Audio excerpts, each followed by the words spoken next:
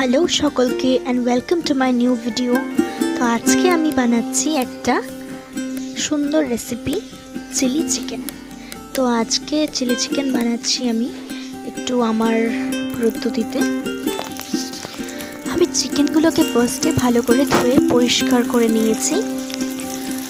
তারপরে এগুলোকে ভালো করে আদা কুচি, একটু সামান্য চিলি ফ্লেক্স, একটু গোলমরিচের গুঁড়ো আর সামান্য নুন আর কর্নফ্লাওয়ার আর একটা ডিম দিয়ে ভালো করে মেখে ম্যারিনেট করে রেখে দিলাম রেস্টে 1 ঘন্টার জন্য।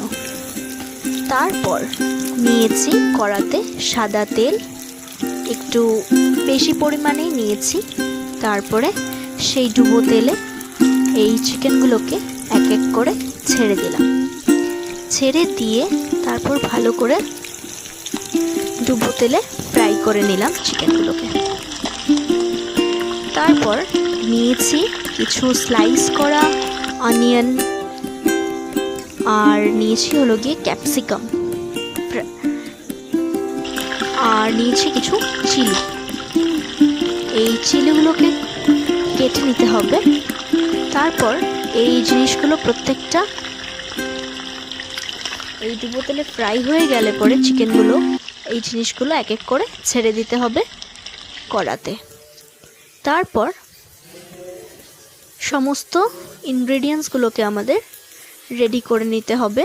মশলা যেমন কি সামান্য একটু এই দিয়ে ভালো করে আমাদের নাড়িয়ে চাড়িয়ে নিতে হবে।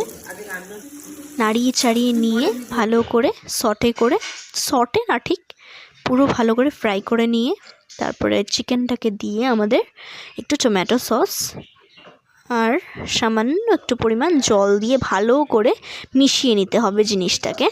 তারপরে নামানোর আগে সামান্য একটু ভিনেগার আর হলো গিয়ে অল্প করে কালো সয়া সস আর